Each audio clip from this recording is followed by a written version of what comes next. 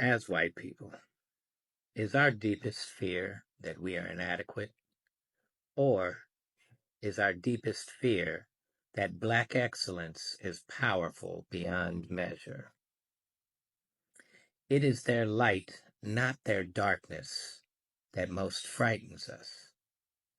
We ask ourselves, who are they to be brilliant, gorgeous, talented, fabulous?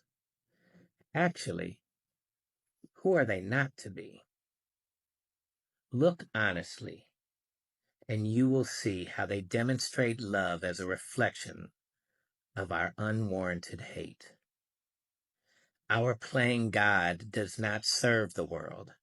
There is nothing enlightened about positioning ourselves and controlling the narrative so that Black and brown folks feel insecure around us. We are all meant to shine as children do. We were born to manifest the glory of the Spirit that is within us. And it's not just in some of us, it's in all of us, no matter what your skin tone is. And as we let our own light shine, by atoning for and repairing the harm of our ways, as we learn to serve and see the true greatness of Aboriginal and Indigenous cultures and human beings around us, we unconsciously give white people around the planet the permission to do the same. As we are liberated from our own fears, our presence automatically liberates others.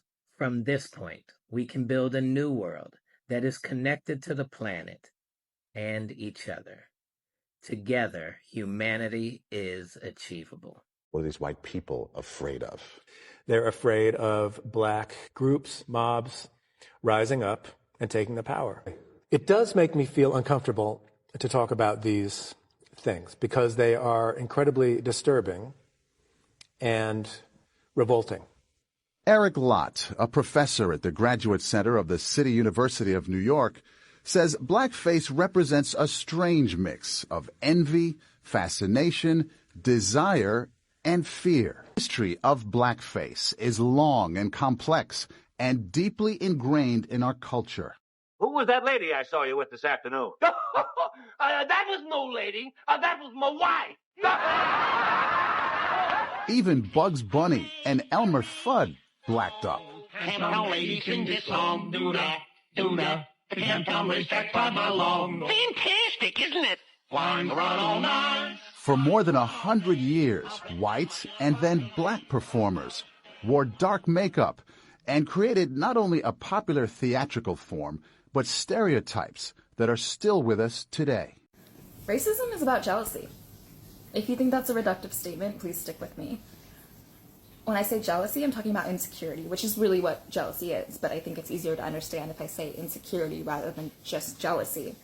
Because we know from appropriation that we are very jealous of other cultures. Why would we want to listen to the music, eat the food, wear the clothes, do the hairstyles, have everything, the language, but not give credit where credit is due and not uplift the people who created it? White people are so lost in feeling like they don't have a connection to culture, especially many of us who are very far removed from our European roots. And I think the need to fill that space and that insecurity of this lack of culture and lack of something to call our own is often filled with cultural appropriation and the idea that being white is superior. I was first introduced to this concept of racism being jealousy in college, and I can't trace it back to one particular scholar, but I would like to give credit where credit is due to that Black scholar. If you can find anything tracing it to one particular person, please leave that in the comments. I think it's important to think about racism in this way if we want to unlearn it. Because, as some people say who are non-monogamous, or anyone who's just working on their relationships, jealousy is an indicator that something is not quite right with us. It's an indicator of our insecurity and how we might be feeling. It's not about what our partner is doing or what someone on Instagram is doing with their life that makes us feel inadequate. It's about something going on inside. And I think we really need to interrogate that. What is it about people of color showing excellence, people of color maybe being more in touch with culture, people of color being more in touch with the environment, people of color making better food, and everything else that we envy? What does that trigger in us? And why do we have the need to put those people down? It's about jealousy. And if we can figure out that we're feeling that way and trace that feeling back to maybe some of our unconscious biases, I think it's a lot easier to start thinking about, how can we unlearn that? How can I feel secure in my identity as a white person who has roots in maybe Italian and like other cultures, but like doesn't really feel connected to anything? How can I feel secure in myself to not want to put others down, whether that be racism or any other form of discrimination, or just plain hating on another woman because she's amazing? You know, I think this makes it seem like racism is very simple, but it also just helps us frame it in a way that's accessible to us. We know that dismantling racism starts with individual work, and personal growth is all about thinking about the hard things about yourself and the things and parts of yourself that you don't like. And jealousy is one of those things. No one wants to be jealous. It's an awful, awful feeling. And we don't want to admit that we're jealous. And we shy away from that, but it's something we can interrogate, and I think that is going to help us go a long way. Anyway, just my thoughts. Happy Juneteenth. I hopefully will speak about this more coherently in the future. Black Lives Matter. There is a looming fear that when black people get educated, when black people levels up in life, when black people get things figured out, normally there is this fear that black people will outdo white people. And this fear is called the fear of black excellence. Black people, in excelling in all these social factors, political, cultural, makes all these people fear.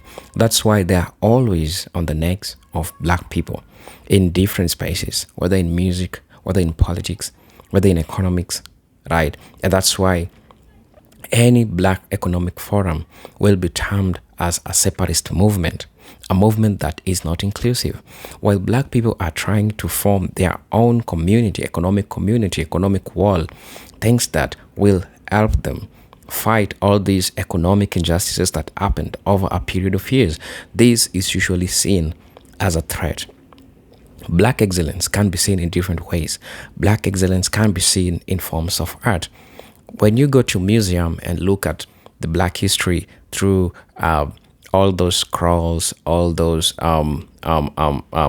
monuments that are placed in these places, you understand that there is an important message that these usually have, right, towards a given group of people, in this case, black people. We saw there is a fight of removing all this museum and taking down black history, because it is from this that people can learn who they really are. And black excellence have been a threat for the longest time.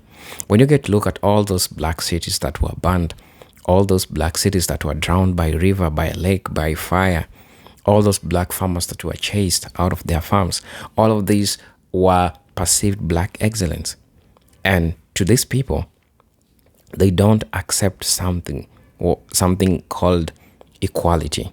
To them, equality is an oppression. When a black person tries to level up, according to them, this is an oppression. And that's why they term black economic walls like a separatist movement. Minister Louis Farrakhan tried to talk about this. Any other person, professors have talked about this. Dr. Joy DeGrave have talked about this. Dr. Anderson have talked about this. Black joy, black success, all these things makes white people feel like they are losing. And in this video, I'm inviting you so that we can all watch and understand at least what I'm trying to say. I'm your host and presenter, Agent Stories. And if you're watching me for the first time, I'm just asking you to please subscribe to the channel, join the membership, and really get to see what I can offer you. But until then, I'm just asking you, and I'm thanking for those who are always supporting my channel. That is through commenting, through liking, through sharing. Man, you are doing me a great service, and I'm thankful. And if you wish to buy me a coffee, you can buy me a coffee through my Cash App. You can buy me a coffee through Super Thanks. I'll be really grateful. I don't want to say much at the first part, but I want to let you to watch the video so that I can come back and let's have a discussion in regards to this. Thank you. So this lady asks, this black lady, are white women really that scared of black women? And I'm going to say yes. And this is my opinion as a white woman who is 53 years old and has lived in the South in Georgia in my entire life. But it's not being scared, but it's a fear. And it's not a physical fear. It is the mental fear. It is what we see in you and what we see you doing and how it challenges us and the fear of that. So we see black women and we see how strong you are. We see you coming together as a community. We see you supporting each other. We see you supporting your community, supporting your families, supporting your children, going out and fighting for your rights, being authentic in your race and in your femininity. Anyway. And we're jealous. I think we're jealous because we would love to be that, I think, and we don't know how to break out of the indoctrination that we have been suppressed by our entire lives. And I'm not giving white women a pass, don't get me wrong, but I know I, and most women, white women have been told our entire lives, be quiet, know your place, be a good girl, don't rock the boat, don't be too much. And when you are any of those things, you are ostracized because you have rocked their boat. And that is what black women are. You rock our boat, our mental boat, because you challenge us to look at how we are deficient and not living in our truth, and it makes us uncomfortable. And people don't like to be uncomfortable. And it makes us start to question ourselves, and people don't like to question themselves. We would rather live in our little bubble of white supremacy and what we know and comfortableness. I know that's not a word. Than a lot of people would, white women would, rather than challenge themselves to grow and know more, because it's easy. Doing the work is hard. It's really hard. I've been doing the work the past several years, and it's hard. It is hard admitting some truths about yourself and some truths about yourself as a white woman. So yeah, I think that white women are scared of black women because you challenge us in that way, and a lot of us don't like it. And that's why we fear you. It's because we fear what you make us face. It really is so good. Yeah, it's watermelon flavor. Let's get into it. This is part 2 of the watermelon stereotype. Watermelon didn't have any racial ties or meanings originally, and Americans were just as likely to link it to hillbillies in Tennessee to black slaves in South Carolina. Strangely, what people don't realize is that watermelon was very much a part of the everyday life of the African American slave. They would use watermelons to add extra weight to their cotton quotas. They would get the first day off of the harvest to eat watermelon, and they would grow and sell it on their plantations as they were slaves. But at that time, there was a very delicate balance between slave and slave owner. White slave owners needed to see their slaves indulging and enjoying the watermelon. They needed this to feed their God complex. They needed to see that the slaves' enjoyment of the watermelon was at their hands, and emancipation changed all of that. Part 3. Have you guys seen that video that's going around of a black lad walking around in his neighborhood, and then he's being followed by a group of white people asking him why he's there? Because they particularly felt that he shouldn't be in this neighborhood. He repeatedly said to them, "This is my neighborhood." They constantly following him and harassing him for being in that particular neighborhood. Now, this is a public road. Even if it wasn't his neighborhood, this is a public road. This is how scary, you know, you have to be fearful of us, our black men, where they go. Because, you know, anything could have happened here. He had his mobile phone and he filmed it. You know, he was filming it. And there is this one man, he drove up in his car like Starsky and Hutch. Yes, I'm that old, I remember Starsky and Hutch. And went for a gun. It was one of the other men that stopped him. But they were there harassing this guy. You know, he's walking, minding his own business and harassing him. He's in his own neighborhood. His mother has now put a statement out, says, yes, they do live in the neighborhood. And he went out for a walk so he can have a word, speak to his girlfriend privately on his phone. You know, and why is it white people are so scared of black people? What is it?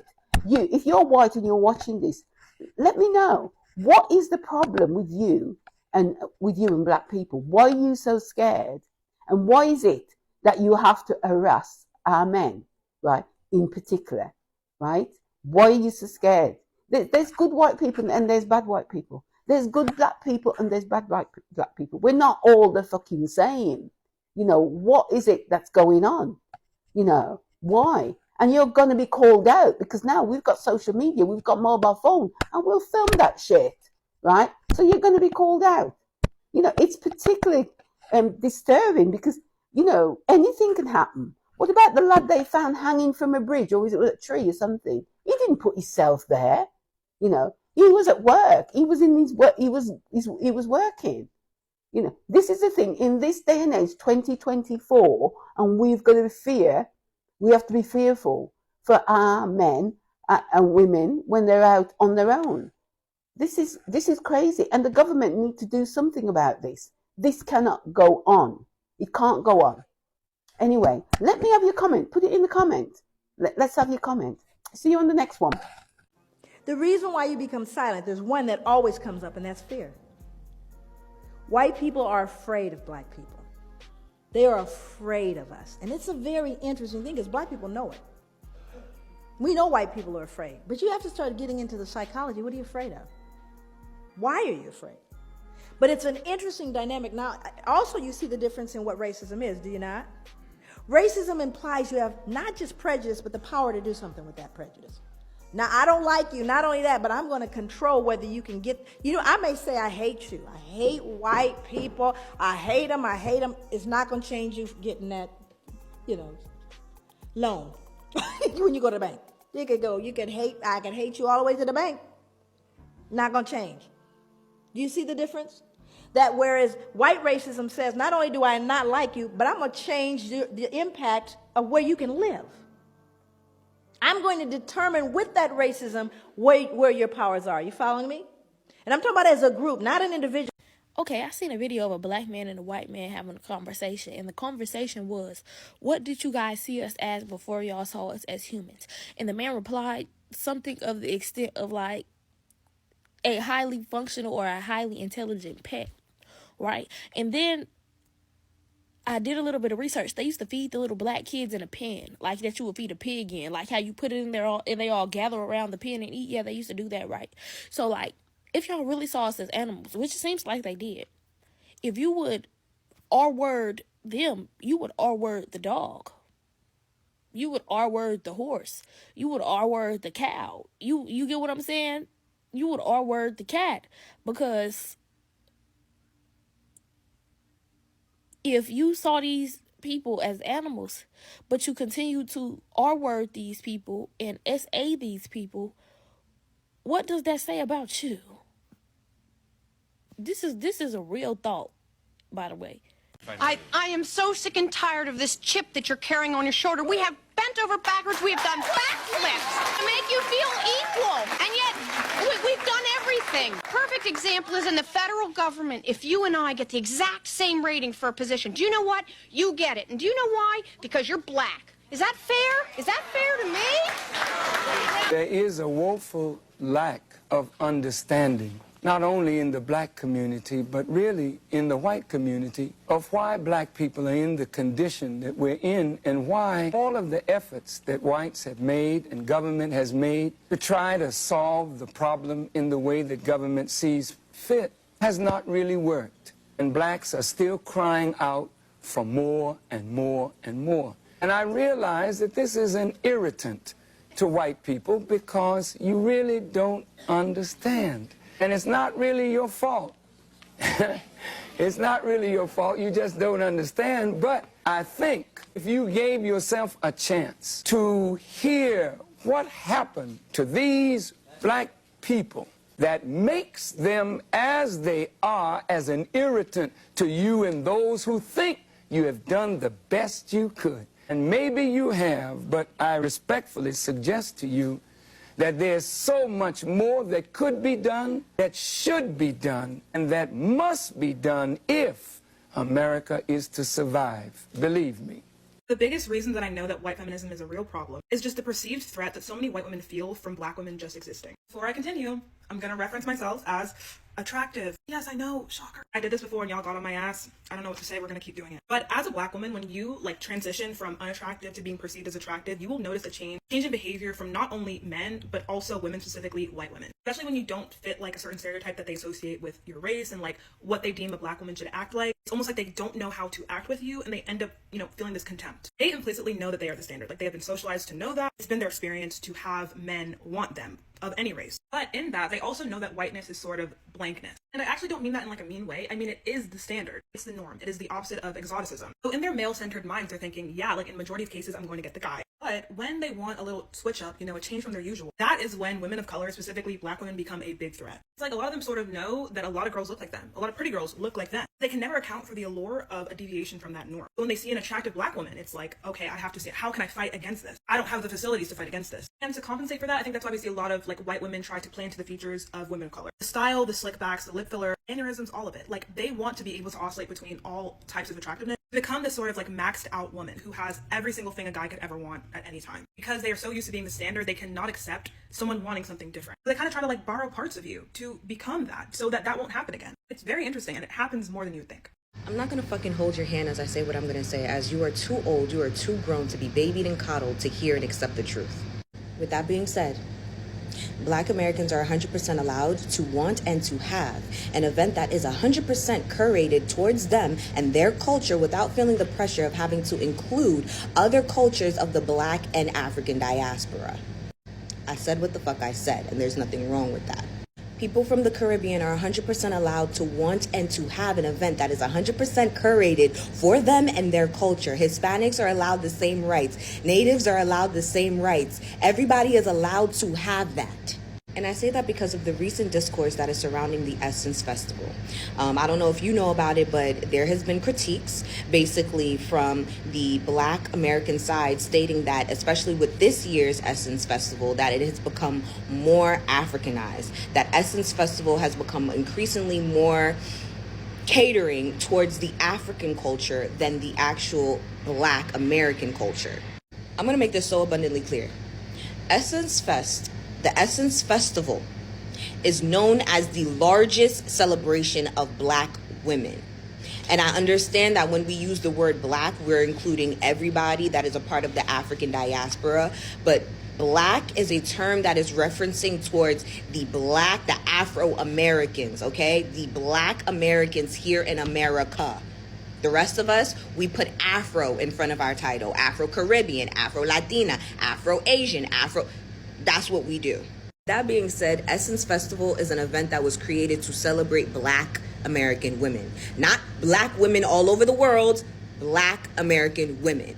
And in the recent years, due to the acquisition of the Essence Festival by a Liberian man known as Richelieu Dennis, Essence Festival has become increasingly more catering towards the African culture rather than the Black American culture. And because Black Americans have started to speak up on it, there's actually been some African creators like basically making videos and trying to figure out what's the issue. Why is there so much negative conversation? Like, it seemed like everybody had fun. Two things can be true at once. Yes, people had fun, but they can still see that their culture is being less represented when this is supposed to be an event for their culture and another culture is being celebrated. When you guys have Afrofest, y'all have that. And if people were to go to Afrofest and now started hip hop here and rap over here, you're gonna complain. You're gonna complain. Because as a Caribbean person, if I hear somebody come to a Caribbean fete and they talking about where's the hip hop, I'm go and find that event. Like, you're gonna complain. So don't act dense. Don't act dense as if you don't understand where some of the negative commentary is coming from. Yes, people had fun, but they could have also had fun while realizing, yo, this is more African than it is American. And here's the creator, the video that I saw. I don't want her to get any hate. She already turned her comments off. The only reason why I'm including it is because every time that I say that I seen a video from somebody else, if I don't include them, you guys think that I'm fucking lying and just creating the story out of thin air. Or, you know, I'm pretty sure you guys are doing it because you want to be messy, but I'm sorry, I'm not lying.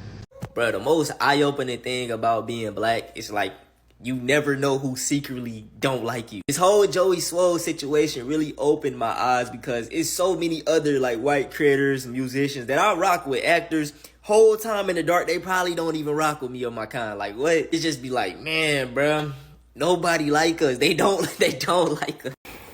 Brothers and sisters, join me today so that we can get to discuss all these underlying issues. And if you want to think that really black excellence threatened white folks, like, I'm not saying all white people, but majority of white people that were indoctrinated to white supremacy. Remember when black people were put to work on the farms while white people looked for better opportunities, went to school. Black people didn't do that. But why do you think they never let black people go to schools? Because they understand that there is a huge economic disparity and that when black people go to school, they will start occupying these economic spaces and they'll wipe them out of the market. That's fear. And that's fear of black excellence. And you ask yourself this question, why is this always happening? And it doesn't start right now. It goes back to the times of Jim Crow, when these people can't let black people even plant their own crops, have their own economic systems. They made sure that they burned down all these black cities. They made sure that they pillaged everything that belonged to black people.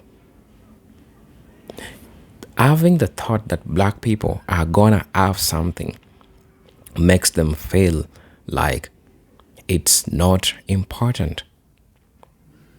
It's not important if black people have these things. Why am I saying so? I'm gonna be using examples of black farmers. I usually like this example because it's precise. The USDA in charge of giving funds to the farmers, right? We have white farmers. We have black farmers. I'm taking you back to history.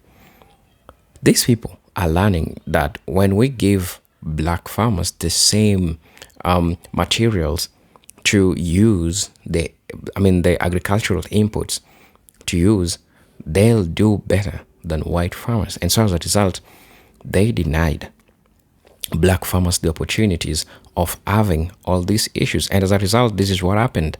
What happened is that these made a lot of black farmers go out, and they failed. A lot of black farmers failed because they depended on this help, right? Because for you to have a successful farm, there's a lot of things to need to be considered first. It's people will work in these places too, the materials that are used, right? Since black and white folks had huge economic disparities, it means that black farmers couldn't even afford to bring people that they pay to work on their farms. And so they needed these loans to help them work. How did they interfere with black people getting loans? First is what is called redlining. They made sure that every black homestead, there was a red mark to mean that you are not economically worthwhile. And so you can't get loan, you can't get government support. This is how they did to all these black farmers. Redlining. Black farmers didn't get the inputs of the farm products. The black farmers didn't get the materials to till the land. The black farmers didn't get the resources to employ people that can work in these places. And this shows you all in the world that black excellence is made by hatred, a fear of losing, a fear that when black people get things right, a fear that when we have successful black people, they will lose who they are.